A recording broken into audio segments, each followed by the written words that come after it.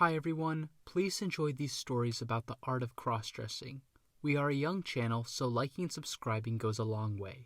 Enjoy! High heels were going to be the cherry on top of my new outfit I had just ordered. I had been fascinated with cross-dressing for a long time, but finally decided to take the final step and order my first outfit. I lived alone in an apartment in the city center of one of the largest cities in the world. I worked a standard 9-to-5 job that had great benefits, but never seemed to pay me enough to leave. One weekend, I decided that I was going to take the final step and purchase my first feminine outfit. I created a new Amazon account with an email that I didn't commonly use. I decided that I would go all black for my first outfit. Unconsciously, I think I was planning to wear it out at night, so I thought that the black would be the best color. I ordered a black wig, a black dress, and a black pair of heels. It was Thursday when I ordered them, and Amazon told me they would arrive midday on Friday. I was always so amazed with how fast Amazon shipped. Time seemed to run slow while I was waiting for the package to arrive. I went to bed and arrived at work on Friday morning, hoping that would help pass the time easier. Unfortunately, I received a notification while at work that the black heels were out of stock and that they would only be able to deliver the dress and wig. A huge wave of disappointment rolled over me. I knew the outfit would not be complete without a pair of heels. While I sat in my cubicle at work, I was brainstorming how I was going to fix this issue. I decided that the best thing for me to do would be to stop by a women's store and pick out a pair of heels on the way home. It was going to be a little risky, but I had the added advantage of allowing me to make sure that the heels really fit. As I daydreamed about the heels, I got a notification that the package from Amazon had been delivered. It dawned on me that this was real now. I was really going to dress up like a woman. The rest of the workday went by fast, and I was let out a little earlier than usual since it was Friday. I thought that Macy's would be the best place to get a pair of heels. It was such a big store, and hopefully no one would really notice me. Going on a Friday also meant that the store would be crowded, which I hoped worked in my favor. There was a Macy's 10 minutes away from work that I drove to after I was let out. Once I entered the store, I was immediately hit by a wave of nervousness.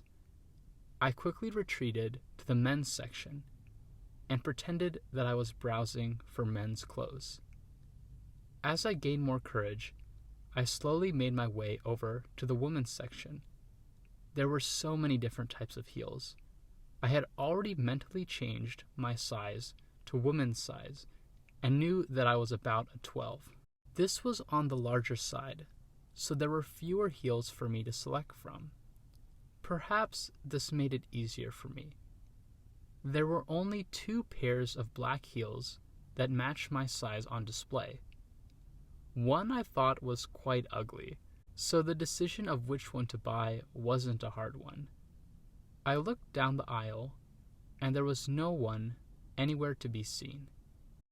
Conveniently, there was a stool placed near the heels that could be used to sit on while you were trying them on. I took the box off the shelf and sat down. I again looked to make sure that the coast was clear. I opened the box and examined the heels. They looked massive compared to the ones on display. I slid off my shoes and quickly put on the heels. The length was right, but I felt like it squeezed my toes a lot. Maybe this was normal for heels. I buckled up one, then put on the other and buckled it up. Right as I heard the sound of the buckle closing, I heard the sound of someone approaching. I heard a woman's voice say, "Hello, can I help you?" I looked up to see a Macy's employee looking at me with a big grin on her face. I stuttered, barely able to say, I'm okay." She nodded and asked, "Are those for you?" I shook my head and quickly explained that they were for my wife, and we happened to be the same shoe size. I could tell that the woman knew I was lying. She then said, "Well, we need to really make sure that they are a good fit then."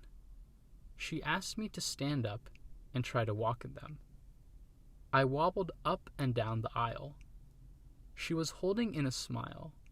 She said, "Well, it looks like they fit. Perhaps you could improve your form." For the next 15 minutes, I got a little private lesson in how to walk in heels. Luckily, very few people saw me.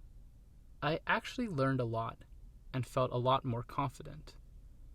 Once I was done, I bought the shoes and left the store feeling great. I quickly drove home to get my package. I didn't like leaving the package out for so long in case someone decided to steal it. My package was there when I arrived, and I took it inside. I double-checked that the door was locked before going to my bedroom to try on my new outfit. The dress fitted great. I probably should have picked a more conservative fit, since I didn't fully account for the fact that a woman's medium was a lot smaller than a men's medium. It was still definitely a look.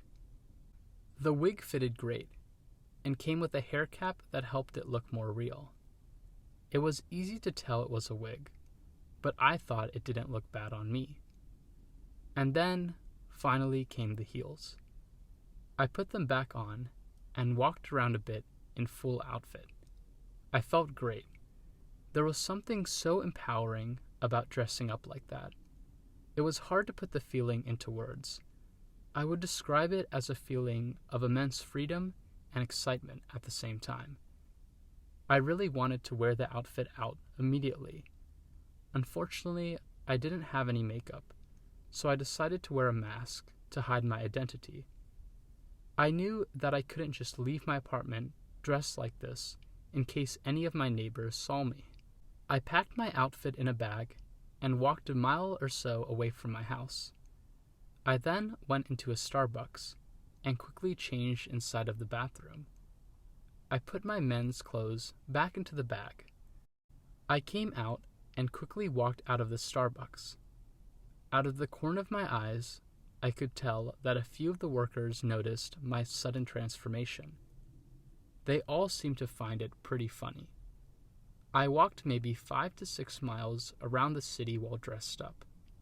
I expected people to glare at me or even yell at me, but no one seemed to care that much. This made me feel immensely relieved. I decided that I was going to definitely do this again sometime. Please like and subscribe if you would like to hear more about my cross-dressing adventures. See you next time.